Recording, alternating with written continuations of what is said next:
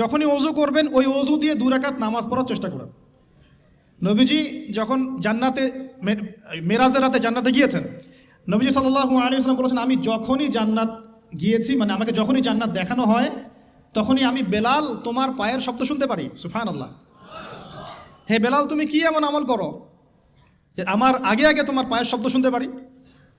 তো বেলাল রাদিয়াল্লাহু আনহু বলছেন, ইয়া রাসূলুল্লাহ, আমি তো আপনি যে আমল শিখিয়ে দিয়েছেন এগুলাই করি, এক্সট্রা তো কিছু করি না। শুধু একটা কাজ আমি করি। কি সেটা? তিনি বলছেন, আমি যখনই অজু ছুটে যায় অজু করি, মানে যখনই ইস্তেঞ্জা করি, অজু ছুটে যায়, অজু করার চেষ্টা করি, ওই অজু দিয়ে আমি 2 রাকাত তাহিয়াতুল ওযু নামাজ পড়ি। নবীজি বলছেন, হয়তো এই কারণেই তোমার এই মর্তবা দেওয়া হয়েছে। সুবহানাল্লাহ। আল্লাহ পাক আমাদেরকে আমল করার তৌফিক দান করুন। এরপর সলাতে যাবেন, সলাটটা নবীর মতো করে। সলাত শেষ একটু কোরআন তেলাওয়াত করলেন, দিনই পড়াশোনা করলেন, কোনো স্কলারের লেকচার শুনলেন, এবার নাস্তা করতে আসলেন। নাস্তার টেবিলে আসলে তো আর সুন্নতের খেলাফ, সুন্নতের কোনো কথাই মনে থাকে না।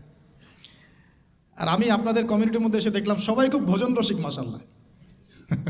হ্যাঁ, মাশাআল্লাহ, ভালো, খারাপ না, একটা এজ থাকে খাওয়ার। তবে খাওয়ার ক্ষেত্রে এই দুটো হাদিস মাথায় রাখবেন। এক, নবী সাল্লাল্লাহু আলাইহি ওয়াসাল্লাম বলেছেন, একজন মুমিন বান্দার এতটুকু খাওয়ার যথেষ্ট যা দিয়ে সে কোমর সোজা করে আল্লাহর ইবাদত করতে পারে।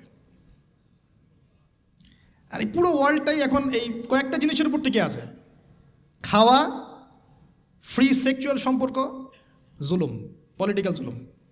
খাবে, ওপেন সেক্স করবে, মদ পান করবে, হ্যাঁ, পরকালে কনসেপ্ট ভুলে এই দুনিয়ার জীবনে যা যা পাওয়া যায়, মদ, ক্যাসিনো, জুয়া, খাওয়া, নারী, আর মুসলিমদেরকে মারোয়ার কাটো। মানে শয়তানি একটা শাসন শুরু হয়েছে। তো যেটা বলছিলাম যে খাওয়ার ক্ষেত্রে কয়টা হাদিস মনে রাখবেন ভাই? এক, একজন মুমিন বান্দার খাওয়া দাওয়ার জন্য এতটুকু যথেষ্ট যতটুকু দিয়ে সে কোমর সোজা করে আল্লাহর ইবাদত করতে পারে। এক, এরপরেও যদি তাকে খেতে হয়, কয় ভাগ? 3 ভাগ। নবীজি বলছেন, মুমিনরা পেটের 1 ভাগ খাবে, 1 ভাগ পানি খাবে, পানি দ্বারা পূর্ণ করবে, আর 1 ভাগ খালি রাখবে শ্বাস প্রশ্বাস চলাচলের জন্য। এই খাবার সুন্নত, খাবার টেবিলেই তো আমরা হেরে যাচ্ছি। আমরা তো খাবার টেবিলেই হেরে যাচ্ছি, আমরা যুদ্ধের মাঠে জিতবো কীভাবে?